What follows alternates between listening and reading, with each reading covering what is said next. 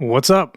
Welcome to MyFi. I want to give a shout out to Carden Records, sponsor for this episode. Carden Records is a local record shop in Brazelton, Georgia, near where we record the MyFi podcast every time. They actually don't have a website. They're a really small record shop. They're on social media at Carden Records. Everywhere, Carden Records, Carden Records.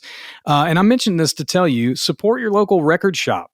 There's a lot of record shops in the country, and I love knowing the record shop owners and hearing about new music and buying new music. So today's sponsor, Carden Records, that's my local record shop. Go find your local record shop and support buying vinyl, cassettes, CDs, whatever kind of physical music that you're into. So go show the love to your local record shop. And I want to say shout out and thank you to John Carden at Carden Records. So you ready? Let's get into it.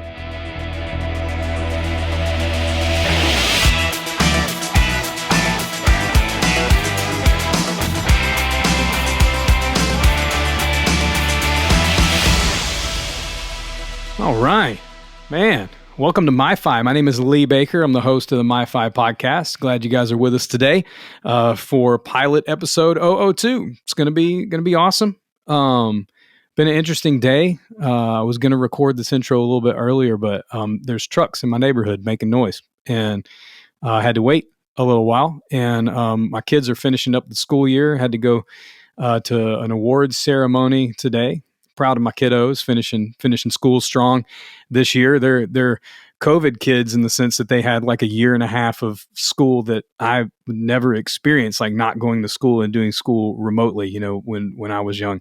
And just super, super proud of them and all the kids who made it through, that season, and are hopefully wherever you're listening from, the kids are back in school and things are, getting back to normal, it feels like. So anyway, man, it's This year has been an incredible year of record releases. I always like to talk about something I'm into personally in the intro of the show. And today, I want to talk about a record by Our Lady Peace. If you're watching the video of this, I've actually got the vinyl in my hands. An incredible album, Spiritual Machines 2. They made Spiritual Machines. I want to say that the original record, I should have looked this up, but I want to say the original record came out in 2000, maybe 2000. I'm pretty sure it was the year 2000 that came out. Spiritual Machines, the first record, was based on a book written by Ray Kurzweil. Ray Kurzweil invented a keyboard, the Kurzweil keyboard, and he's also a futurist. And on that record was a response to some of his predictions for the future. And I'm not going to get into all of that, but the record was amazing and it matched all that. And it's super interesting. It really is. You should look it all up and read about it. This record is based on Ray's new predictions, and it's just a really great rock and roll record. Our Lady Peace is one of my favorite bands growing up. Actually, when my wife and I started dating for one of our little dating anniversaries, you know how you do when you're young, she bought me the first Our Lady Peace album on CD, Navid. And so you should go check that out too. Both those, I just love when bands keep making new music. There's a lot of bands who've been around for a long time and they kind of have their 4 or 5 records and they'll tour those. And I love nostalgia. I think that's great. I love those bands as well. If I could still see those bands that aren't making new music as much. But I love when bands who've been around for, 25 plus years, like Our Lady Peace really are still making just incredible records. And Spiritual Machines 2 it's a great rock record. It's super interesting. The production's amazing. Dave Sitek from TV on the Radio produced this record with the band. Rain Maida is writing just out of his mind. He's a great songwriter. So make sure to check that out. On the show today, I have a friend of mine, Timmy Allen. Timmy is an animator on MyFi. We love to interview creatives, artists, musicians, entrepreneurs about the music that influences and inspires their life. Timmy's also a drummer. We talk about that a little bit in the episode, but he grew up in South Florida in the 00s. He's an incredible animator. He's worked with Coca-Cola, JP Morgan, Fil A, and numerous others. He animates digital art for bumpers or stingers or television commercials or whatever the need is. He's a super creative guy. He actually made the stinger for MyFi. If you're watching this episode, it was based on a logo that was done for us by another friend of mine named Jonathan Maloney. And they're a part of a creative collective called The Brightful. And you can check them out at The Brightful CO on social media, or thebrightful.co is their website. But Timmy, man, I admire him so much as an artist. He's a great dad. He's a great friend. And he's super into a genre of music that I didn't really grow up around or am very deep in. He grew up in Florida in the OOs kind of. And so a lot of great music came out of that scene in South Florida. We talk a lot about that. And man, it was just a great episode. Before we jump into the episode, I want to give a shout out to Anchor.fm. Anchor.fm is how we make the MyFi podcast each and every time. We're on every podcast platform thanks to Anchor FM, Google, Stitcher, Amazon. Wherever you get your podcast, you can listen to MyFi. You can also watch the video version on Spotify, or you can watch the video version of the podcast on YouTube. So look those up. You can follow everything and connect with everything at MyFiPodcast.com as well. But shout out to Anchor FM for being an awesome platform for podcasting. And their partner, Riverside FM, is where we do our video stuff. So thanks to those guys. And thank you for being here and listening to pilot episode 002 with Timmy Allen. Let's get into it. I had a little hiccup there. What happened? I don't know, dude. You were there and then you bounced to there. Yeah, I don't know. It's fine though. What's up? How are you, dude? Well. How are you, Lee? It's good to see you. Yeah, you too, man. What you been working on? Gosh. I told all the listeners you're an animator, and designer, primarily animator. But what have you been working on? Tell me what you're doing. Well, most animators are usually like NDA'd out of their mind, and they can't actually like talk about the stuff that they're working on. I am not that kind of an animator. Right, we get the dirt. Yeah. I mean, it's nothing too crazy right now. It's a lot of the same. I've got one really great recurring client that I've been working with for like 3-ish years. They're called the Media Indie Exchange. Nice. Basically doing like showcases on Twitch and YouTube, kind of centering around like the video game space, mostly like indie games and stuff like that. That's so I'm working on another showcase with them as we get closer to kind of like the big season. So if anyone knows anything about video games, there's like one big season right at the beginning of summer. Usually the Electronic Entertainment Expo, E3, is the thing that kind of leads that season. Yeah. But with COVID and everything kind of getting shut down and going digital, there was an opportunity for the Mix Media Indie Exchange to go from like these in-person booths at these big showcases to something a little bit more like digital, you know? So, cool. So I got hit up with the opportunity. They a podcast I was listening to at the time, kind of funny. They posted about they were teaming up with Media Indie Exchange, and they shared the logo. I took the logo, which was just like a flat little piece of art that they posted on Twitter. I recreated the logo in 3D and just did some animation to it, and then used Twitter to post it back and said, "Oh man, you know, nice. if y'all don't have like an animator yet, if you don't have show graphics, lower thirds, transitions, bumpers, stuff like that, I was like, this is the kind of thing I did. I took your flat logo. I spent, an hour and a half, 2 hours recreating it, building it, doing some fun animation stuff to it. I would love to partner with y'all and help build that showcase with you." So that's awesome. 2020. And then, we've done that specific. This will be our third one. And it's in June. I think it's like June 14th or something like that. It's on a Saturday.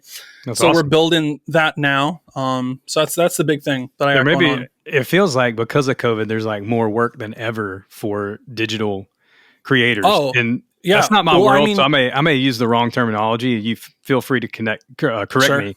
But it feels like there's like tons of work out there for digital creators right now because COVID has put everybody in that situation. Yeah, I think work from home blew up, obviously, in COVID. There were a lot of agencies, leading up to COVID that I was able to work with remote. There were a few opportunities that popped up that when I applied to kind of be a part of that team for that season, just my distance, whether it was a New York-based company or a California-based company, they were a little like reluctant at the time to jump into work from home stuff. But now, I mean, there's tons of agencies that aren't even back like into their in their building, into their actual space. Wow. Yeah. Which is, I mean, honestly, it feels like that's probably a good thing for the agency, because that means that rent overhead maybe disappears, or Yeah. whatever. Well, with all the work out there, like obviously MyFi, we're all about music, just interviewing people, finding out what influences and inspires you as a creative person, animator, digital creator. Is there stuff you listen to like while you're making, like, do you have let me ask this. Do you have like a go-to record that you're like, okay, or a playlist or something, that's my work playlist or a record? And what is that? Yeah, I work with a couple of guys really frequently, in the same space, where they will listen to music with words and stuff. And depending on my mood, I'm more or less, I'll listen to soundtracks. I'll listen to like lo-fi playlists, because I'll start singing along, and I'll start kind of getting distracted. Yeah.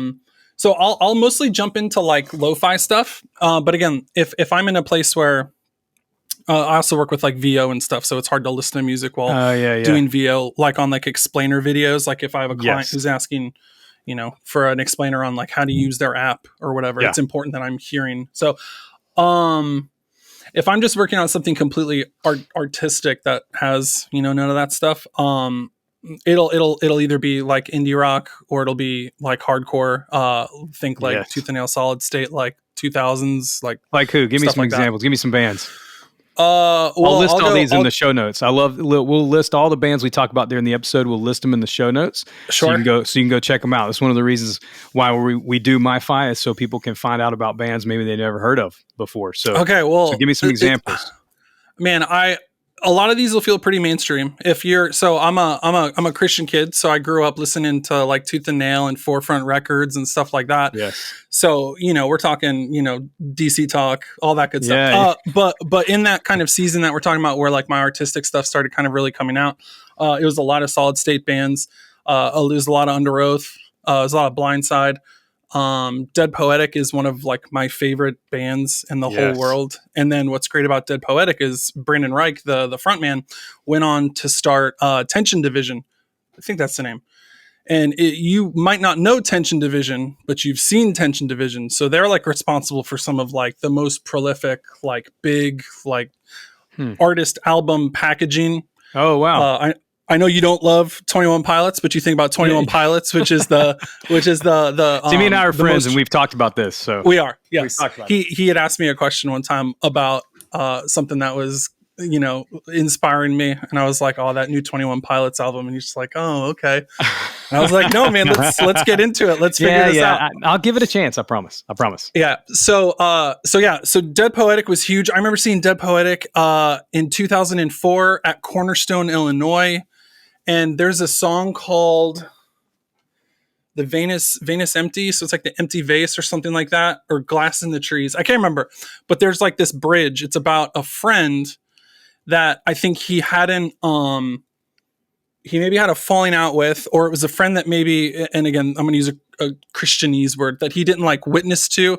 And that friend had either tragically died or committed suicide. I don't want to mess that up, but something happened to his friend and he had passed away. And the song was about like his opportunity to talk to him about Jesus or whatever had like lapsed. And now he's feeling like guilt for it. So I remember seeing them in 2004 and being so marked by his performance of the song. And then that bridge, I think he walked off stage because he couldn't perform and he couldn't bring the words up. And I think New Medicines had been pretty new, where the band just kept kind of looping and playing through the bridge, hoping he'd maybe come back up. Oh man. Hoping he'd come back up. And then like 4 minutes later, like they just started kind of vibing and like jam banding. And then he came back up and they got back into the groove and then ended the song. I remember that was like one of these, like, there's like a real memorable thing for me. But they were they're a super big influence of mine. Just loved that singy, screamy. Yeah. Huge. That's still stuff you listen to while you work. Mm-hmm. Yeah. Absolutely. What was the first, like that was a live music experience, obviously, that like marked you. Mm-hmm. What was the first experience? What do you, well, there's two questions here. What was the first time you ever heard live music in your life that you can remember? It'll probably have to be It'll have to be church, right? But we're talking like electric drums. We're talking like brass section, like 1990s, like early 1990s, like contemporary, like Christian worship, like, yeah. So that was like the first experience that I had listening to music, really. My father also like loved music, so he had a huge list of like records that he kept from like Supertramp to like Lionel Richie. CCR. Like he had so many really cool albums that if I could have those today, they would like just be treasures. Oh man. To me. So do you know where they are? Was it? No, I'm sure dad left them at some point, in us moving around. I'm sure he left them somewhere or bartered them off or traded them or something. But yeah, I don't think those are anywhere, unfortunately. I had a similar experience. My dad, I'm sure I heard live music, when you're a kid, you hear live music, church or school, ABC song, whatever. But I remember my dad gave me a box of these 8 tracks that he had in high school, and that was pretty marking for me too. So yeah. Another thing one of the things I just remembered was you had mentioned, you had asked like hearing music. So after church, one of the things that we always did when we would drive home is Magic 102.7 in South Florida. And where was that? Where'd you grow up? South Florida. Lauderdale? I grew up in South Florida. Yeah. It's like 30 minutes from Fort Lauderdale. It's Coral Springs, Florida. Okay. Home of Newfound Glory. We can get into that. Nice. That's a whole other topic. I remember driving home from church, listening to Magic 102.7, and every Sunday they would do something called Beatle Brunch. So there was like it's fuzzy. It was either 2 or 4 straight hours of just Beatles songs back to back to back to back. So we would start it on the ride home, and then Dad would turn it on at home. We'd make egg sandwiches. We'd do the whole hanging out at home, post church stuff, taking naps, listening to the Beatles. It was great, man. That was a good time. That's amazing. So you hear that stuff now? That's the thing. That's the memory. Absolutely. Yeah. Mm-hmm. Yep. What do you remember? What was like the first record you bought with your own money? Like not that was given to you or you heard, but like you went out and purchased of your own volition.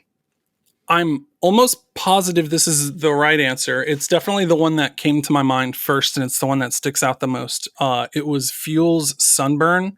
Oh my gosh. It had Shimmer on it. Yeah, dude. What else? Hemorrhage. Hemorrhage. No. Hemorrhage was from New Humans. That was their second album. Oh, was it? Yeah, that was the one with like the silver faced thing like the eyebrow I actually ring. saw them. My wife and I saw them open up for Aerosmith on the Just Push Play tour in Dallas in like 2001 maybe. Whoa. Yeah. So that had to be the Hemorrhage album. Yeah, it totally was because I remember they did that song. But what'd you say? What was the single off of that first record? I think it was Shimmer. Yeah. Yeah. Is that the? I remember the music video. They were. And the music video, they were on like the stage that moved around, and there was people everywhere. Man, I remember having an argument with my father, trying to explain the album cover to him, and like coming up with a reason why, like this dude was sitting in a chair, like holding the sun and kind of like melting. It was a lot. It was easy because my older brother Ryan bought a lot of Alice in Chains albums. So, oh man, those covers were pretty rad also. Like, why is there a 3-legged dog? Why is there a person in the dirt, like melting in the desert? Yeah, those records were huge. Those records were huge for me. I know we have a few years in between us, but I can't, it feels late to me. Knowing I'm 43. How old are you? I'll be 40 in November. Okay. So you're 39. Mm-hmm. So Fuel, I'm assuming you bought a CD. Yes, it was a CD. Okay, so that was the first. Yeah. See, my first were albums, and I guess those were given to me, and then cassette tapes. And it's funny that it seems. Did you just not? Were you not into music, or did you just not buy it? Or that seems like.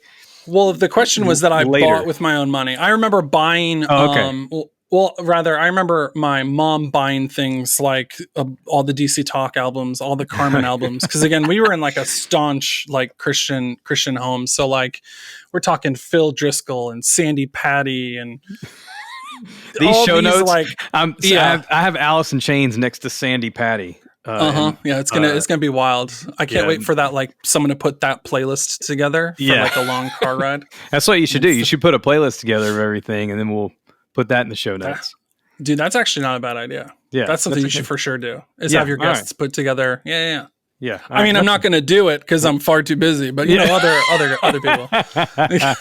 We'll figure that out. We'll see if we can figure that out. But at least all the artists we're talking about, even I'm trying to write them down even as we mention them. So if you're watching this on YouTube or Spotify video or something, I keep looking away. It's because I'm trying to keep up with all the bands we're mentioning. So you had stuff before. You listened to stuff. It just wasn't. I did. Bought with your own money. Yeah. Mom and dad were pretty generous with, like, if something made sense and didn't look too scary, and we were buying it, you know, more or less in like a Christian bookstore, like a Jacob's Ladder or Lifeway or something, they're usually like, no, we're good. We'll get this again, until the kind of tooth and nail phase showed up and you start getting bands like Showbread, and my parents are like, what is this? I'm like, don't worry about it. It's great. You won't understand. It's going to be awesome. Yeah. You lived in Florida at a time where I also lived in Florida from 2002 to 2014. I was up in the Panhandle. You were in South Florida. But I remember there was a massive outbreak of like OOs, I'll say indie rock or alternative rock bands that all came out of Florida. Underoath being one of those. Like, I know they were a little more like hardcore, but there was like Copeland and Amberlin and all of those bands. And you were in a band at that time as well, playing drums, right?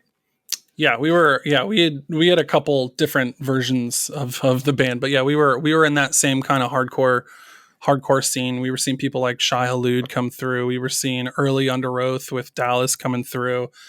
Yeah, man. Just take me back. It was such a good time, man. It was so awesome. Well, I'll describe it as like in maybe the early 80s. I mean, obviously I wasn't too old or even born during some of this, but like I hear when I talk to people about the punk rock movement of the late 70s, early 80s in like New York and even in London, or, you know, I feel like there was little pockets of that, of indie music all over the country in small to medium sized venues, and bands could, you know, be crappy and work it out with their friends. Yeah. And then I heard about the same thing, you know, when I was growing up in the 90s. I was in a crappy garage band, and, you know, we just got together and sucked and, you know, just made loud noises, and we figured out how to play music together. And I feel like that happened again in the OOs with bands like that. And so many of them came out of Florida. Like what were some of those bands that you remember going like, oh my gosh, they were great? And I remember seeing them in a little venue and they were great. Who were some of those folks?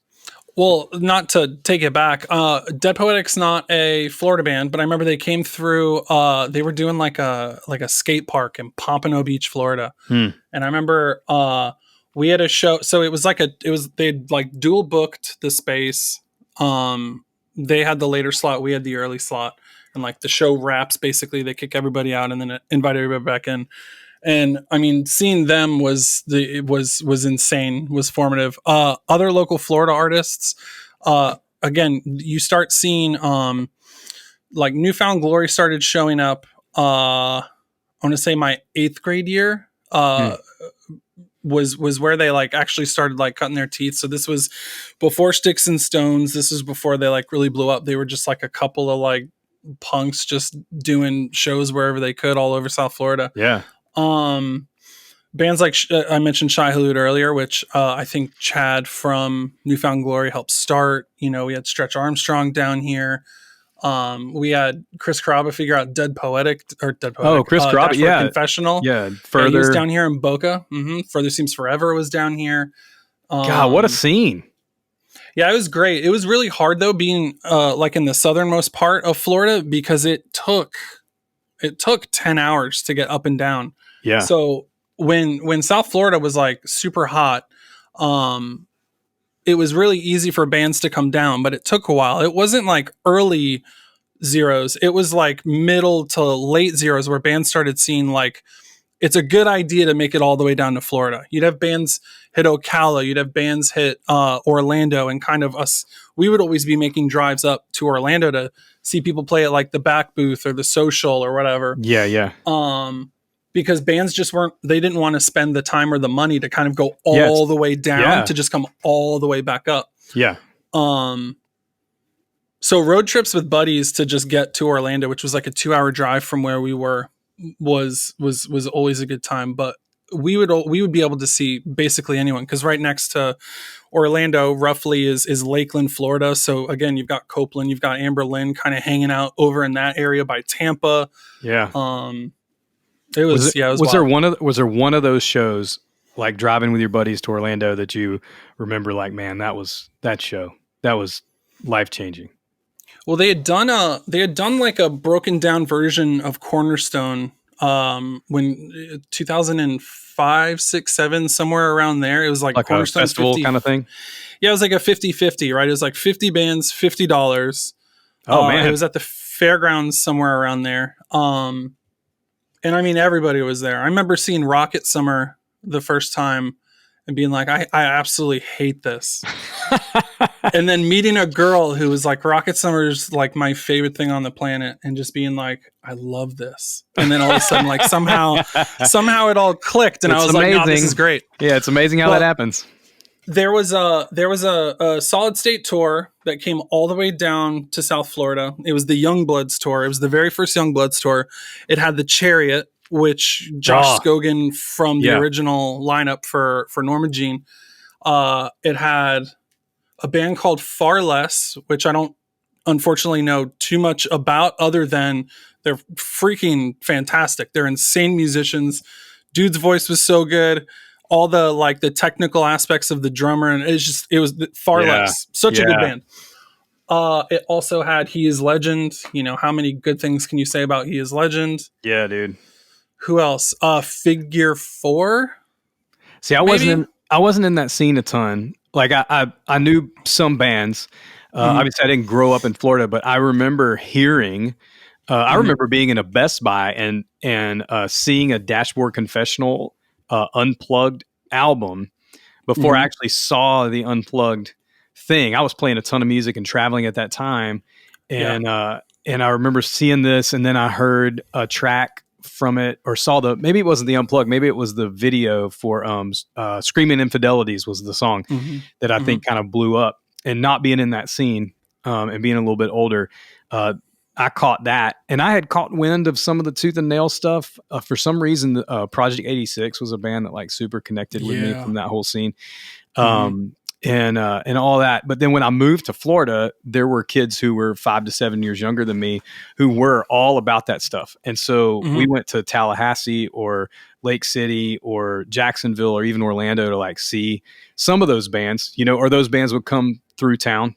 We saw Copeland, you know, we saw some of those bands. And then I went, wait a minute, what is this? It's like all the emotion that we loved about, you know, 90s alternative rock and like the poetic sort of lyric thing, but it felt like it wasn't so far away. Like we were seeing these people in clubs with like, you know, 100 people or something. Or I remember like coffee houses would be like packed with 300 people, you know, and that sort of thing. And it was really, really amazing. Yeah. Grunge for me. So I was old enough to appreciate grunge, but it was inaccessible. It was like this unreachable thing. So for a genre that was very like homegrown, garage, like just dirty and raw, right? Yeah. It still felt pretty unattainable and kind of like I was never able to be a part of it. Yeah. This movement in the O's was like, it felt like how I felt for grunge, but it felt like it was like me. It was like a part of me. It was a part of, like, I could actually sink my teeth into it and be a part of it, contribute to it through the couple of bands that we were in, and just, again, loving music and being able to kind of like drive around and like see, you know, Every Time I Die or see A Day to Remember, which again is another great Florida band out of Ocala. It felt like grunge when I was younger, but it felt like I was allowed to be a part of it. And maybe that's just being older and having my own money and having a job and being able to, you know, spend my time and energy and efforts into actually being a part of it versus just kind of being like a spectator and like a watcher of it. Yeah. But those two things felt really similar to me.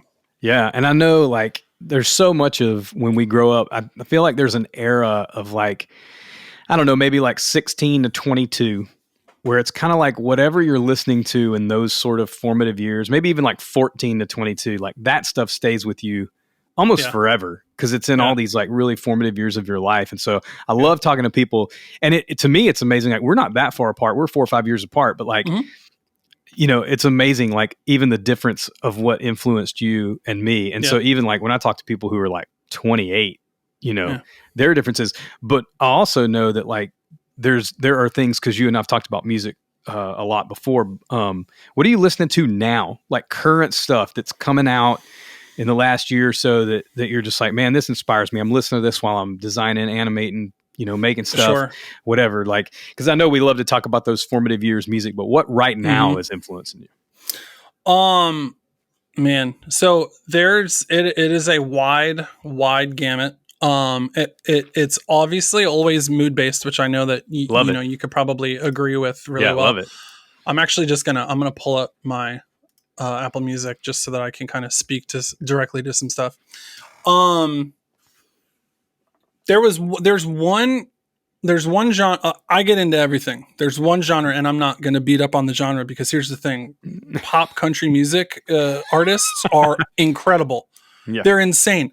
Vocals, talent, musicianship, programming and producing, like all that stuff is bananas. But there's just something in my head, which is weird because my dad's from Goody, Kentucky, and I should be able to get down on some country music. And I lived in Dallas for 2 years, and I lived in Nashville for 2 years, so I won't have any kind of country things. But anyway, so lately, a lot of what I've been listening to, that new Harry Styles album. I mean, that's only a couple days old. Yeah, but the album that he released before this one was unreal. Yeah, and it's a shame that COVID hit right after it, and he wasn't able to like tour it and like experiment with it. I had 2 people send me that album today and say, because they know great. I'm not like crazy dialed in to like really poppy stuff a lot, and but they know I appreciate it. So I had 2 people send me that.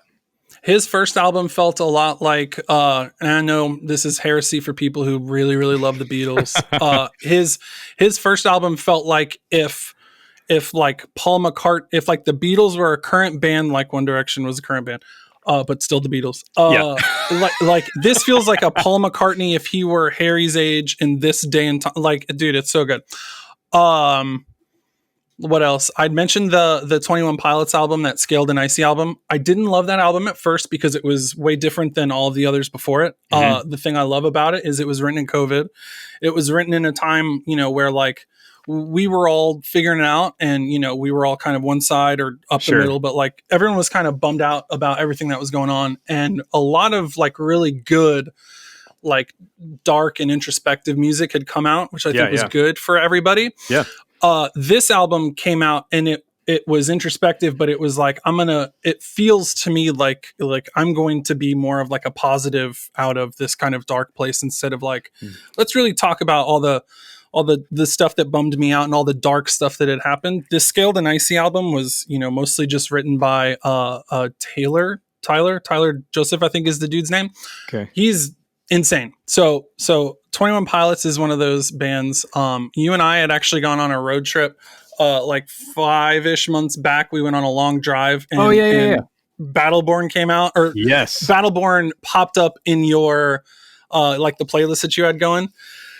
And like, so I've been on a Killer's kick a lot lately, getting back into those albums and remembering why I love, you know, the writing in all of those albums. You know, we've got Post Malone. I am new to Turnstile. Oh man. Oh my gosh. One of my favorite records of last year. Yes. Yeah. So I'm way behind the ball on Glow On and all the stuff that those dudes are doing. I only really first heard of them when they replaced a band that canceled Furnace Fest last year, and they were like, well, we'll get Turnstile, and Turnstile came on. I was like, wow, and I wish I remembered the original band, because it was one of those Zeros band that like was like huge. Yeah. And they dropped off, and then they're like, all right, well, we've got Turnstile and it's going to be great. And I remember just being like, who are these guys? Spent 5 minutes listening to it, and I'm just like, oh. Yeah. That's one of those bands. If you're not listening to Turnstile, you are missing out. It is like this generations. It's like the Gen Z version of great punk rock. Like, so their shows, if you find video of their shows, they're just wild. Dude, wild. So much fun. Yeah. So I want to much go fun. to a show. They were just in Atlanta, which I just, we're north of Atlanta, but they were just here and it was sold out. They booked this. I think they booked this tour well before Glow On, their latest full length, blew up, and then they were playing like Terminal West or something here, which is like way too small for them. Now, they could have done Tabernacle 2 nights in a row or something. But yeah, oh my gosh, I'm so glad you mentioned them. That's awesome. So just a lot of stuff. You mentioned that was your album. Did you say that was your album of the year last year? It was one of them. It was in my top 10. Okay. It was in my top 10. Yeah. I always do a little social post in my top 10, and it was in there. Yeah, right on. Because like right when you said that, I was like, oh, what would my album of the year be last year? And there was a 4 Year Strong album that came out last year that literally, oh my gosh, that album was so good. It's called Brain Pain. Yeah, that was a good one. Yeah, I forgot what my 2021. I forgot what was my favorite album. Oh, the War on Drugs album. The War on Drugs album from last year was absolutely my favorite. Yep, that was another band I didn't know about until you showed them to me, and I was like, oh yeah, these guys. Oh my gosh, they're amazing. I was hoping to catch them. I'm going to be in Nashville this week, and I was hoping to catch them at the Ryman, and it is obviously sold out. But they're coming through, or they just came through Atlanta, and I just couldn't swing it, man. Been going to so many shows at some point. Yeah. You know what I'm saying? Do you have any more shows lined up for the rest of this year that you know about? Yeah, I'm going to Nashville this week to a little festival with a bunch of like 80s hair bands. And it's amazing. It's a festival with Bruce Kulick, Ace Frehley, and Vinnie Vincent, who are all obviously in Kiss. And then like Quiet Riot's playing, and Trickster and Vixen and all these. It's going to be fun. My brother and I do this thing like once a year. We'll go to some big show together. And then in a month, we're doing the stadium tour with Motley Crue and Def Leppard and Poison and Joan Jett. And that was supposed to happen 2 years ago, but COVID, and it got punted. And so like within like a month, I'm going to see I'm going to be so into the 80s. You're not going to be able to get me out. The tight pants are going to show up. The open shirt with all the chest hair and the gaudy necklaces. Dude. I'm getting new leather pants. It's going to be awesome. The old ones don't fit anymore. No, dude. No, come on. All right. I have to ask everybody this. Favorite, I'll give you a little leeway, but favorite record of all time. Like you get one desert island record and people either have no clue and have trouble deciding or guess no, like right away. But you get one, you can name up to 3. Okay. If you have to. I like to answer these questions not like thinking about it. Like I don't want to spend too much time thinking about it. I want to just like immediately answer. Yes. So these are the 3 that popped up immediately. Was Blindside Silence. Okay. So Swedish kind of singy, screamy hardcore band from. I said that from Sweden. They were on Solid State for a spell. They were on like. I think POD is actually responsible for bringing them over. So there's another. Yeah, Atlantic. I think they released a record on Atlantic. They had a major label. It may not have been, it may have been Universal, but they had a major label album, I remember. Yeah. Second album was Catalyst by Newfound Glory. Oh. And then the third album was They're Only Chasing Safety by Underoath. So those are 3 really. And like you can kind of look at those. Obviously, Underoath and Blindside are very similar with like the singy, screamy stuff. So you kind of get that side. Catalyst is just like all the pop punk you can handle. It's so good. Nice. I did have 2 honorable mentions, but we won't. Come on. Well, I mentioned New Medicine. I mentioned Dead Poetic. That was very formative. And then there's an indie rock band. I don't know where they're out of, but I remember going on Pure Volume. Pure Volume. Yeah, again, like in the middle aughts when like if you were a band, you wanted to be on Pure Volume, you wanted to be like right on the front. I remember finding bands like I forgot the name. I'll go with this one anyway. So I remember finding Dangerous Summer. Again, I don't know where they're out of. They're still making music today. They've got 5 insanely good albums. They're all super dependable, so I couldn't pick one. I just said anything from the Dangerous Summer. I've literally never heard of them, so I'm going to go listen to them. Dangerous Summer is great. They have an album called Mother Nature, which is I I think that's their newest one. Okay. I think they did an EP during COVID that had like 6 or 7 songs on it. That was good, but I mean, their Mother Nature was fantastic.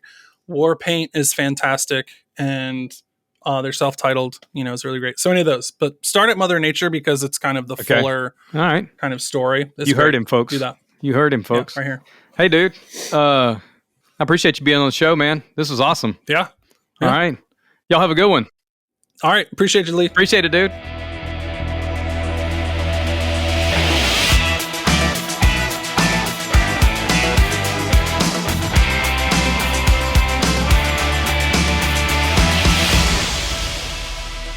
Well, man, what a great episode. I love talking to people about scenes that I wasn't a part of. Like I just wasn't into a lot of the bands that we talked about. Not that I wasn't into them. I didn't even really know about a lot of them. And so I love learning about all that stuff. I've got a lot of records that we talked about. I really am looking forward to checking out. I'm going to put all these bands in the show notes as well as some links and social things and all that. Make sure you follow Timmy on social. He's at Timmy_Allen. On Twitter and Instagram, TIMMY_ALLEN. So make sure to follow Timmy, follow the Brightful the Brightful Company at the Brightful CO, and then their website is just thebrightful.co. A lot of bands to check out. So make sure that you do that. Thank you so much, Timmy, for being on the show. Just want to mention a few records that I think are great that are coming out this weekend that I'm looking forward to. In the month of May, there's been a lot of cool records coming out. Liam Gallagher from Oasis has a solo record coming out. The singles off of that are excellent so far. Def Leppard actually has a new album coming out, and they're on the stadium tour this summer with Motley Crue and Poison and Joan Jett. And I mentioned in the episode, I'm going to hit that show in Atlanta. It should be amazing. But check out their record. Diamond Star Halo is the name of the record. There's a few singles that are out. They're really good. Like, again, I said this earlier, but I love when bands that have been around for a long time are still making new music. They're still inspired. And also a new record from Wilco called Cruel Country is coming out. And I actually just found out about that today. I'm usually up on all the news with Wilco's one of my favorite bands. So I'm usually up on the news with them. But I just found out that's dropping on all these records come out Friday, May 27th. So I don't know when you're listening to this podcast, but May 27th, 2022. All those records are coming out. So make sure and check those out. I want to shout out again to Carden Records, our local record shop. Thanks for being a great record shop. Find your local record shop and go support them. Buy CDs and tapes and vinyl and whatever you're into, go hook it up. And I want to give a shout out to Anchor.fm for being a great podcast platform for us to do the MyFi Podcast on, as well as Riverside FM. Make sure to follow MyFi Podcast on social at MyFi Podcast on all the social stuff. We're on Twitter, Instagram, TikTok, all the stuff, Facebook, everything. Subscribe to the podcast. That's super helpful for us on whatever you consume your podcast on, whatever platform. We're on Google, Amazon, Apple, Spotify, Stitcher. It's everywhere. So go subscribe to the channel and make sure you subscribe to our channel on YouTube. Maybe you like to watch podcasts or just listen. You prefer listening on YouTube. We're on there as well. And so, hey, thanks for joining us for pilot episode 2. And we'll be back soon with another great episode. Thanks for listening.